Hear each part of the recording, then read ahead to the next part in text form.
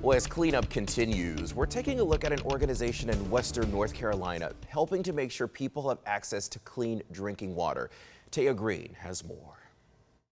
An hour-and-a-half flight might not seem like a lot, but for those stranded in Western North Carolina, it's nothing short of a lifeline. Diapers, formula, toilet paper, water, of course, canned food, just all the things you think of, activated charcoal or a contact lens solution. Then you really hear like, wow, I didn't even think about contact lens solution. A dedicated group of pilots from Rockingham County have been taking to the skies, bringing hope and critical supplies to communities in desperate need. They've been touching down at airports across North Carolina and Tennessee, reaching those hit hardest by the storm. Most of them are up on the mountain ranges, so they weren't affected by the floods, which is great because it allows these supplies to get in, and then they can trickle them down the mountains into the areas where it's really needed at. It all started at the Shiloh Airport in Rockingham County with just 3 pilots. Now nearly 10 have joined the mission, fueling a network of support. It started out, it was just me and Doris at one point, and then all of a sudden it was just a group of us. Once we got the word out that we wanted this stuff moved over there, everyone started showing out.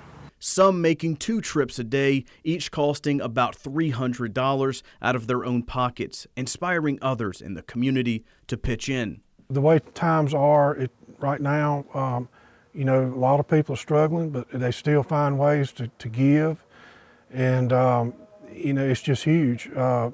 People just being selfless and looking out for their neighbors. Wow. Well, the storm left behind an extensive amount of damage in our area. Some communities face challenges cleaning up alone. We've seen where we're working is not as bad as some places that we drove through, but it's still been tore down.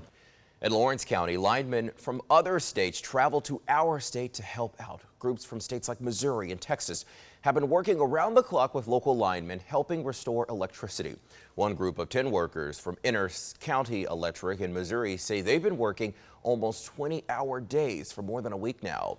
Jason Greer says they hope to go home on Wednesday. His kids and the other ones are younger, but it's not easy missing ball games, miss my anniversary, miss my mom's birthday. He tells us this is the best town he's ever worked in, thanks to locals feeding them 3 hot meals a day and Pleasant Hill Baptist Church taking them in at night.